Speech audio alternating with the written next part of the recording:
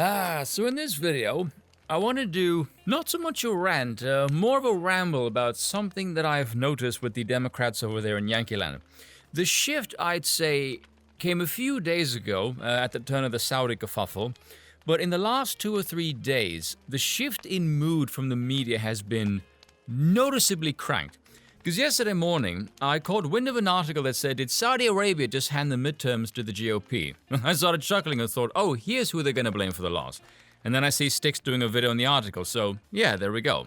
And then another one, how far would a Republican majority go? And what's peculiar about this one is it was a rather accurate assessment of what you'd want politicians to actually do, regardless of whether you're left or right. Investigate Biden, Fauci, get rid of Mayorkas, get tough on immigration, cripple the FBI, block all of Biden's disastrously piss-poor policies, repeal the Affordable Care Act, etc., etc.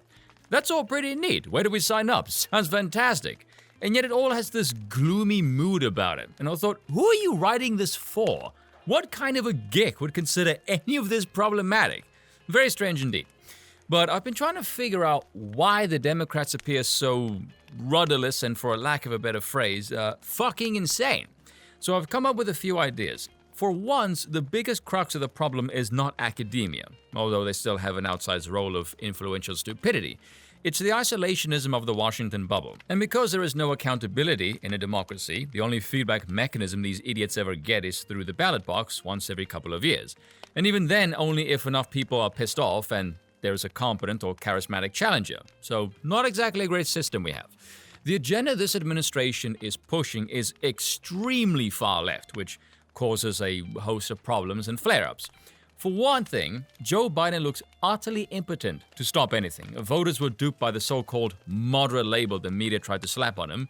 Not exactly a good look to appear leaderless, not to mention this particular brand of leftism is only popular with a hyper-minuscule percentage of the Democratic electorate. They're lucky to crack double digits nationwide. It turns out the Democratic Party is not exactly very democratic, who'd have thought.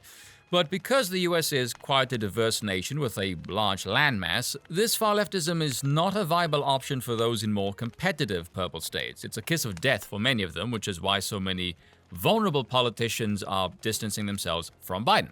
See, the main Democratic strategy when Trump was in power was to focus on the things the Democrats thought he did not do well. In his case, these uncouth, blunt-like behavior, which was considered unbecoming of his position as the chief executive. You don't focus on things that Trump was doing well, like energy and the economy, things that were running smoothly. You focus on the problems. So the Democrats, because they are thick as porridge, thought they could still bank on this strategy being viable with them holding the House, the Senate, and the White House with the condition of the country in reverse, which is clearly not working. And this is why they focus on all the wedge issues the Republicans could do, while the Dems blow it to hell and gone. Then, of course, we have the media. And this is where things get more confusing, yet with more clarity. And yes, I'm aware that sounds quite odd. Because I watch mainstream news sources, listen to pundits and politicians alike, read outlets, you'll notice a pattern.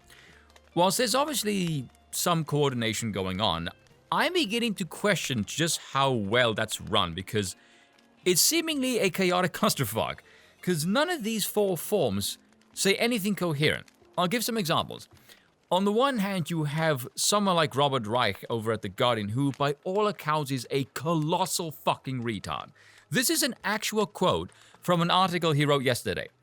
The major domestic cause of the current inflation is big corporations that have been taking advantage of inflation by raising their prices higher than their increasing costs. How the hell does that make any sense? How can you be the cause of inflation yet also take advantage of it? Why wasn't inflation this high under Trump then? And the increasing cost is because of the increase in energy prices as well as the devaluation of the dollar. Just because the raw dollar amount is higher doesn't mean the purchasing power is level, seeing as you have rampant inflation. I hate this midget because he's so bloody stupid. His height is a good fit for his narrow-mindedness, mind you, seeing as he stands only 4'11". He has but two spheres of thought. I hate Republicans and I love big government. And everything I don't like is the fault of the former and everything can be solved via the latter. He's a worthless idiot. Then you have Obama, who comes out and says, all of this focus on Trump is going to cost the Democrats. People are more focused on things like paying the rent, cost of fuel, childcare, etc., etc. For once, a sensible point coming out of Obama's smug face, and then of course he straps on the dunce hat and fucks that all up, saying that Biden needs to tout his policy wins more. What policy issues? You literally just said people are more focused on the bread and butter issues. Those only became issues after he took office. Nothing he has done has helped. Biden is the epitome of a failure in every sense of the word. Even Bernie Sanders said the Inflation Reduction Act does not reduce inflation, as if the name doesn't give that away already. And yet he still voted for it. Why? Well, because it was touted as climate change legislation, and Bernie is a big government simp who still believes in that stupid shit. Even that narcissistic red-headed wench Psaki can spot this bullshit. When she was the press secretary, she covered Biden's ass cheek to cheek every damn day. However, on MSNBC, she flat out admits that if the midterms are a referendum on Biden, the Democrats will lose. And she is correct, which again is why so many battleground politicians are distancing themselves from Biden, because he's toxic. It's also a tacit admission that when she was a press secretary, she was nothing but an overpaid bullshitter. Then you have CNN, who admits no one gives a flying fuck about the events of January 6th, showing single-digit polls, no one gives a shit. Same with abortion, it's bottom shelf tier of issues of concerns with the voters. Then you have The Nation, that comes out with this hilarious headline. Democrats need to make the January 6th attack an election issue because neglecting the role that Donald Trump and his allies have already played in assaulting democracy is political malpractice. Bizarrely, the one that looks the most coherent out of this mess is Jen Psaki, which is rather horrifying. And this is where it causes a mess, in my opinion. It's almost as if there's a limited space of information, and each of these voices are trying to cram in their little niche to grab attention. And because the left's entire political philosophy is based on irrational subversion with no basis in objective reality, this is sold via hyperbolic exaggerations up the arse. And these places are all trying to do three things: make money, toe the party line, maintain credibility. If you're on the left, it is physically impossible to do these three things simultaneously.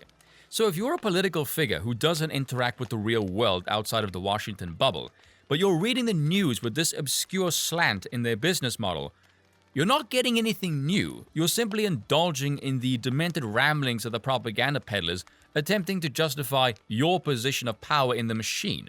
You're replacing one echo chamber with a different feedback loop. And this is why all of these politicians are so utterly damn clueless. And that is all for today. Thank you for watching, and I will see you all next time.